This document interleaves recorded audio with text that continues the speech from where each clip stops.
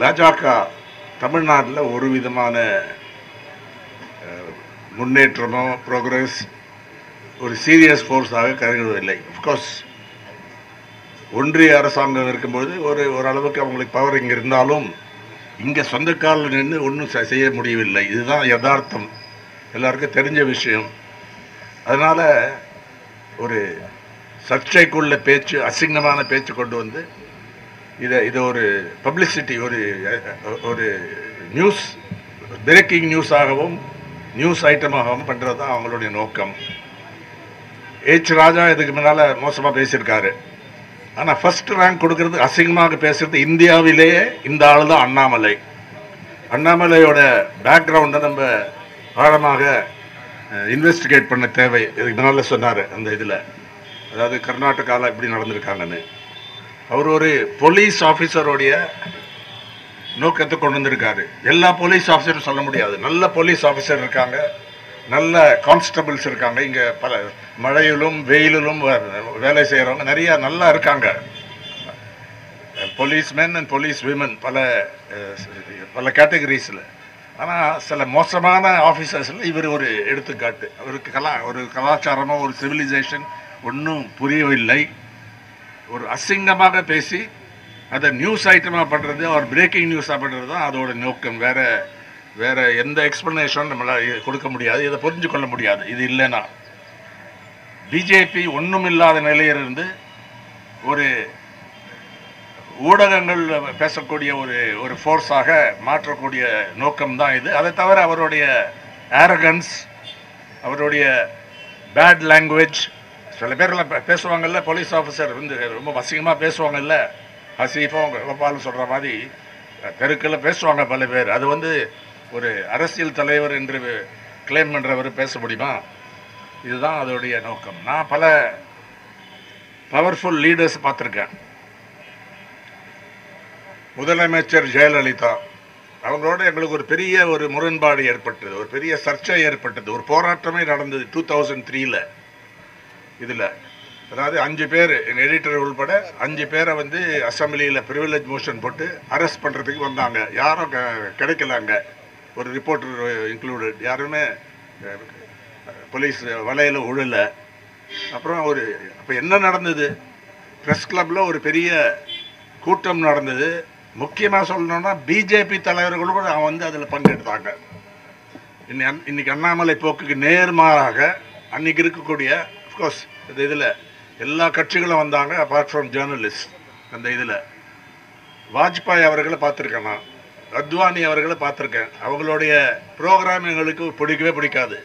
அது கடுமையாக எடிட்டோரியலைஸ் பண்ணுவோம், ஆர்டிகிள்ஸ் போடுவோம். நானே எழுதியிருக்கேன் இவங்க ரொம்ப டேஞ்சரஸ்ன்னு. ஆனால் அவங்கள பார்க்கும்போது ஒரு மரியாதையோடு நடத்துப்பாங்க. குறிப்பாக அத்வானி அவர்கள் இந்த ரத் யாத்திரா நடத்துவது பல மோசமான செயல்லாம் நடந்திருக்கப்போ.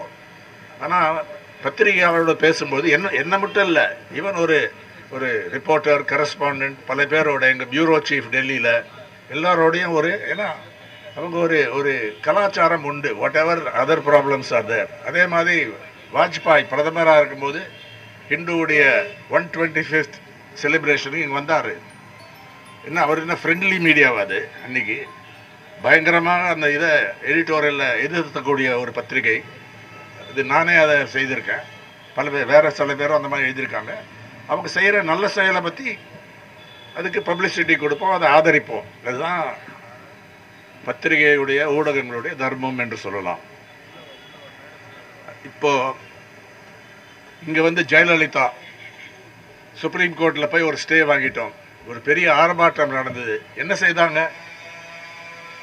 ஷீ ரிட்ரீட்டட், எல்லா கேஸையும் விட்ரா பண்ணி அந்த ரெசல்யூஷனை விட்ரா பண்ணி இது பண்ணாங்க. ஆனந்த விகடனுடைய என்னுடைய சிறந்த நண்பர் பாலசுப்ரமணியம் அவர்கள், பன்னீர்செல்வம் சொன்னார், அவர் வந்து அரெஸ்ட் பண்ணும்போது ஒரு பெரிய எதிர்ப்பு ஏற்பட்டதுக்கு உடனே ரிலீஸ் பண்ணிட்டாங்க. அந்த இதில் அன்னைக்கு பல கொள்கை உள்ள இவங்கெல்லாம் வந்து ஆதரிச்சாங்க. சோ ராமசாமி வருவார், சாதாரண இந்த ஒர்க்கிங் ஜேர்னலிஸ்ட் வருவாங்க, எல்லாம் சேர்ந்து ஒரு யூனிட்டியோட செயல்பட்டதுனால தான் அந்த வேகம் கிடைச்சது அந்த எதிர்ப்புக்கு, அந்த இயக்கத்துக்கு. அதனால என்ன சொல்ல வரேன்னா, இது ஒரு எக்ஸப்ஷன், மோசமான எக்ஸப்ஷன். இந்த இதில் அண்ணாமலை வந்து இது ஒரு ரிப்பீட் ஒஃபெண்டர் இந்த இதில் புரியவில்லை. அதனால வேணும்ட்டே செய்கிறாரு தான் தெரியுது. ஏதோ வாய்க்கு வந்தது பேசலை, அவர் வந்து திட்டமிட்டு வந்து பேசுகிறாரு. அந்த அரகன்ஸ்னால இன்னும் மோசமாகிறது. அது இந்த லேட்டஸ்ட் இது மேலே கேஸ் போடணும், கிரிமினல் கேஸ் போடணும். இந்த லேட்டஸ்ட் ஸ்டேட்மெண்ட் வச்சு என்ன பதில் கொடுக்குறாருன்னு பார்க்கலாம். மன்னிப்பு கேட்பாரா கோர்ட்டில்? ஆனால் அது செய்ய வேண்டியது அந்த இண்டிவிஜுவல் தான் செய்ய முடியும்.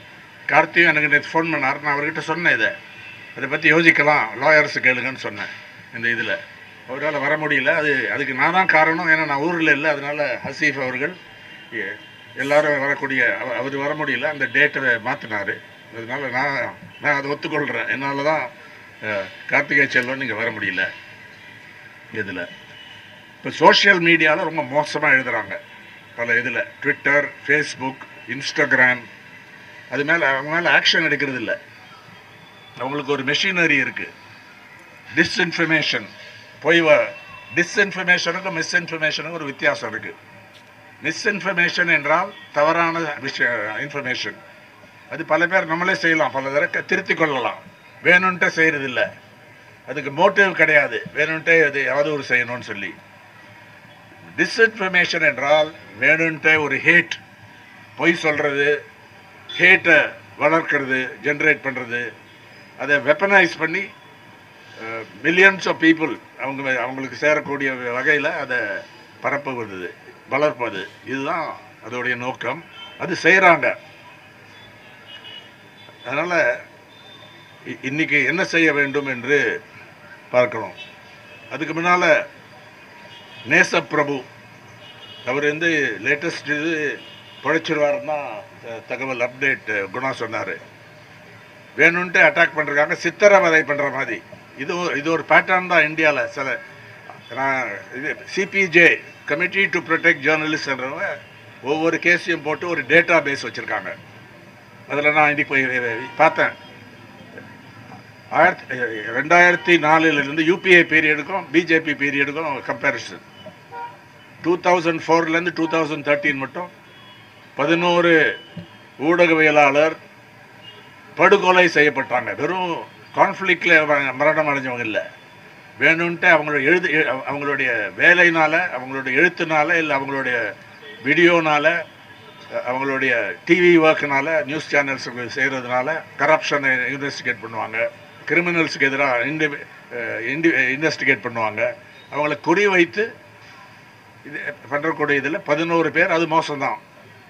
இவங்க காலத்தில் என்னாச்சு? இப்போ தான் அந்த புள்ளி விவரத்தை பார்த்தேன்.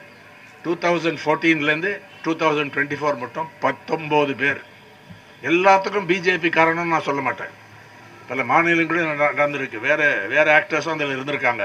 ஆனால் இந்த ஆட்சியில், பிஜேபியோடைய ஆட்சியில், இந்தியா ஒரே நாடு, ஒரே ஓட்டு, ஒரே லாங்குவேஜ் எல்லாம் சொல்கிறாங்கல்ல, அதனால் அவங்களுடைய ஆட்சியில் அதை கிட்டத்தட்ட டபுள் ஆகிருக்கு இந்த இதில். அது மட்டும் இல்லை, 20 வருஷம் ஆனால் கூட இந்த கேஸ் வந்து முடியவில்லை பல கேஸில். அதனால தான் CBJ, committee to protect journalist, global impunity index என்ற ஒன்று டெவலப் பண்ணியிருக்காங்க. அதாவது பத்திரிகை ஊடகவியலாளருக்கு மர்டர் பண்ணலாம், உங்களுக்கு ஒரு கான்சிக்வன்ஸும் வராது. இம்ப்யூனிட்டிக்கு என்ன தமிழ்ல? இம்ப்யூனிட்டிக்கு என்ன வார்த்தை?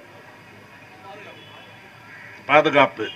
குற்றம் செய்யலாம், சட்டம் நம்மளை, அந்த சிஸ்டம் நம்மளை பாதுகாக்கும். அதுதான்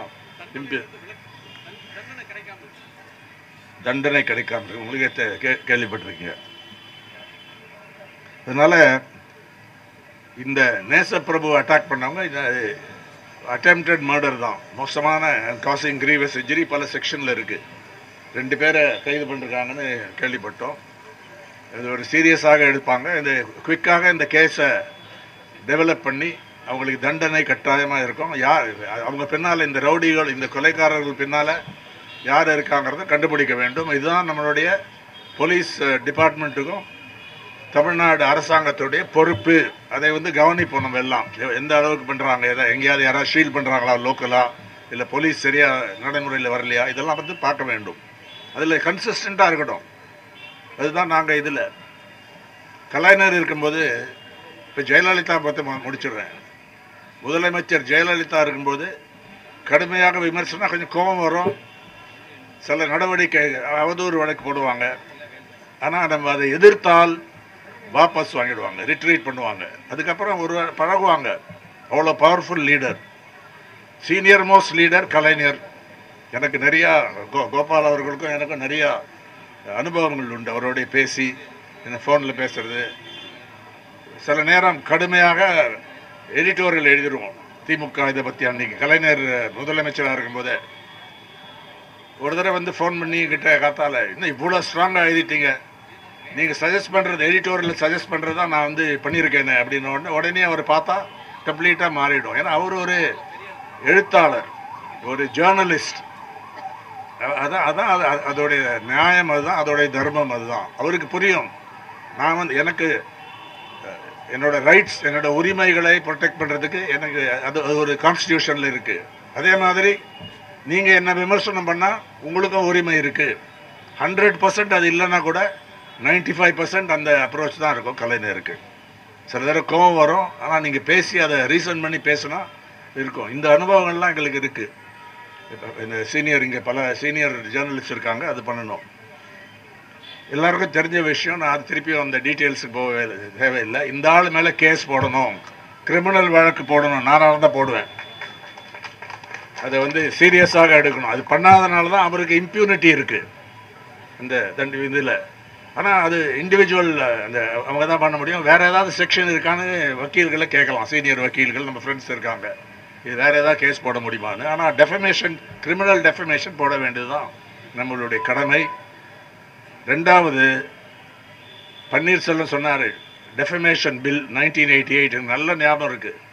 ராம்நாத் கோயன்கா வாட்ச் பண்ணார், அருண் ஷௌரி இருந்தார் அதில், நான் கூட அந்த படத்தில் இருக்கேன், மச் யங்கர். ஜார்ஜ் ஃபெர்னாண்டஸ் அதில் இருந்தார். ஒரு பெரிய எழுச்சி ஏற்பட்டது அந்த இதில். Ramoji Rao editors guild president, அவர் வந்து ஈநாடுடைய ப்ரிப்பரேட்டர். அப்போ ரொம்ப அதில் ஆக்டிவாக இன்வால்வ் பண்ணி அந்த பில் வந்து அந்த பில்லுடைய நோக்கம் என்ன, கிரிமினல் டெஃபமேஷனை இன்னும் மோசமாக, இன்னும் ஒரு சிவியராக மாற்றக்கூடிய ஒரு சட்டம், ஒரு டிராஃப்ட் பில். அதை எதிர்த்ததுக்கு அப்புறம் ராஜீவ் காந்தி என்ன பண்ணார், அவரை பற்றி அதை சொல்லலாம்ல, அவங்களோட ஒரு பேச்சுவார்த்தை நடந்து அந்த ஜேர்னலிஸ்டோட பண்ணி அதை வாபஸ் வாங்கிட்டாங்க. ஆனால் அந்த பில் இருக்கும்போது நாங்கள் என்ன பண்ணோம், என்னுடைய கருத்து கூட அன்னைக்கு பிரதிபலித்தது. பல பேர் அதை பற்றி வேற சஜஷன் கொடுத்தாங்க. எந்த காங்கிரஸ் அமைச்சரோ தலைவரோ ஏதாவது ப்ரெஸ்ஸை மீட் பண்ணால் முதல் கேள்வி, டெஃபமேஷன் பில்லை ஆதரிக்கிறீங்களா எதிர்க்கிறீங்களான்னு கேட்கணும். அது எதிர்ப்பு, அது வந்து ஒரு எக்ஸ்ட்ரீம் ஸ்டெப்புன்னு கூட நான் சொல்லுவேன். நாங்கள் செய்ததில்லை, எல்லா இடத்துலையும் அதை நடைமுறைக்கு வரல. ஆனால் பல இடங்களில் வந்து ஹைதராபாத் இங்கே எல்லாம் அவங்க வந்து எதிர்ப்பை தெரிவிக்கலைன்னா உடனே walk out of the press conference. உடனே அது ஒரு முக்கியமான, அதுக்கு ஒரு பங்கு உண்டு அந்த பில்லை வந்து டிஃபீட் பண்ணுறதில்ல. அதனால் இன்றைக்கி என்ன பண்ண வேண்டும்னு கேட்டால் சிம்பிள், அண்ணாமலைக்கு பப்ளிசிட்டி கொடுக்கூடாது. அது ஆக்சிஜன், அந்த மாதிரி ஒரு எக்ஸ்ட்ரீமாக பேசுகிறவங்களுக்கு ஆக்சிஜன் என்ன, பப்ளிசிட்டி. என்ன வந்து பல பேர் சொல்லுவாங்க, டெரரிசம் இருக்கும்போது டெரரிஸ்ட்டை பார்த்து நீங்கள் அதை அவங்கள இன்டர்வியூ பண்ணியோ இது பண்ணோம்னா அது கண்டிக்கும். So stop them of oxygen சொல்லுவாங்க. இவர் என்ன டெரரிஸ்ட்னு சொல்லலை, ஆனால் ஒரு எக்ஸ்ட்ரீமிஸ்ட், அப்படி தான் நடக்கிறாரு. அதனால் அவருக்கு அந்த ஆக்சிஜனை கொடுக்கக்கூடாது. வழிக்கு வருவாரா, இப்போ வந்து அவர் வந்து நம்ம பிஜேபியிலேருந்து நீக்கணும்லாம் நம்ம கேட்கல, அதெல்லாம் நம்ம விஷயம், நம்மளுடைய பிஸ்னஸ் இல்லை. இங்கே உங்களுடைய இந்த மோசமான இந்த அஃபென்ஸ், அதை கண்டிக்கிறோம். அதில் திருந்தலைன்னா அப்புறம் நாங்கள் யோசிப்போம். உடனே அவர் பேருக்கு அப்பாலஜிஸ் கொடுத்துட்டு ஃபார்மலாக முன்ன மாதிரி நார்மல் இதை பிஸ்னஸ் ஆஸ் யூஷுவல் பண்ண முடியாது. ஏன்னா இது ஒரு ரிப்பீட்டட் அஃபெண்டர், அதுதான் முக்கியம். இதில் ஒரு தடவை பண்ணால் மன்னிச்சுக்கலாம். இதில் ரிப்பீட்டட் அஃபெண்டர், ஒரு பெண் பத்திரிகையாளர் பற்றி ஒரு மோசமாக பிஹேவ் பண்ணியிருக்காரு. எல்லாம் முன்னால் வந்து டிவி கேமரா அவங்க மேலே வரும், எல்லாரும் கேட்குறாங்க இது பண்ணலான்னு. அது ஒன்று. குரங்குன்னு சொன்னது, அப்புறம் அசிங்கமாக பேசுனது லேட்டஸ்ட்டு. அதனால் இதை செய்ய வேண்டும். கோபால் அவர்கள் சொன்ன மாதிரி எல்லாராலையும் செய்ய முடியுமாங்கிறது கேள்விக்குறி தான். ஏன்னா அந்த ப்ரொப்ரைட்டர்ஸோடைய இதை பொறுத்து இருக்குது. ஆனால் பத்திரிகையாளர் எல்லாம் யுனைட் பண்ணால் எம்ப்ளாயர்ஸ் ஒன்றும் செய்ய முடியாது. இந்த இதில் பர்டிகுலர்லி சீனியர் பத்திரிகையாளர் செய்தால் ஆர் கம்ப்ளீட்டாக இது பண்ணலன்னா கூட ஒரு காலகட்டம் ஒரு டியூரேஷனுக்கு அதை செய்யலாம். முதல்ல ஆரம்பித்து அடுத்த 6 மாதம் அண்ணாமலைக்கு ஒரு பப்ளிசிட்டி கொடுக்கக்கூடாது, ஆக்சிஜன் கொடுக்கக்கூடாது அப்படின்னு நடைமுறையில் ஒரு தீர்மானம் இது பண்ணோம்னா, ஈவன் இஃப் 50% or 60% or 70% அதை நடைமுறைக்கு வந்தால் அது வெற்றி தான் என்று நினைக்கிறேன். அதே நேரத்தில் வேற அரசியல் தலைவர்கள், பிஜேபி தலைவர்கள் எல்லாரும் ரீசனபிளாக இருக்கிறவங்ககிட்ட பேசி நம்மளுடைய உணர்வை, இந்த உணர்ச்சியை, இந்த தீர்மானத்தை கொண்டு போக வேண்டும். இது செய்தால் ஜெயலலிதாவால் நிற்க முடியல அகேன்ஸ்ட் இது, அவ்வளோ பெரிய லீடர். கலைஞர் அதை வேற மாதிரி இது பண்ணார். அத்வானி செய்யலை, வாஜ்பாய் செய்யலை, நரேந்திர மோடி கூட இன்னைக்கு அது பல நசுக்கிறாங்க. ஆனால் நேராக இந்த மாதிரிலாம் பேச மாட்டார் இந்த இதில் பிரைம் மினிஸ்டர் மோடி. அதனால் இது ஒரு அரசியல் நாகரிகத்துக்கு விரோதமான ஒரு செயல், வன்மையாக கண்டிக்க வேண்டும். But we also have to boycott. அந்த ஆக்சிஜனை அவருக்கு கொடுக்கக்கூடாது. செய்தால் நாளைக்கு என்ன செய்கிறாருன்னு பார்ப்போம். தேங்க்யூ.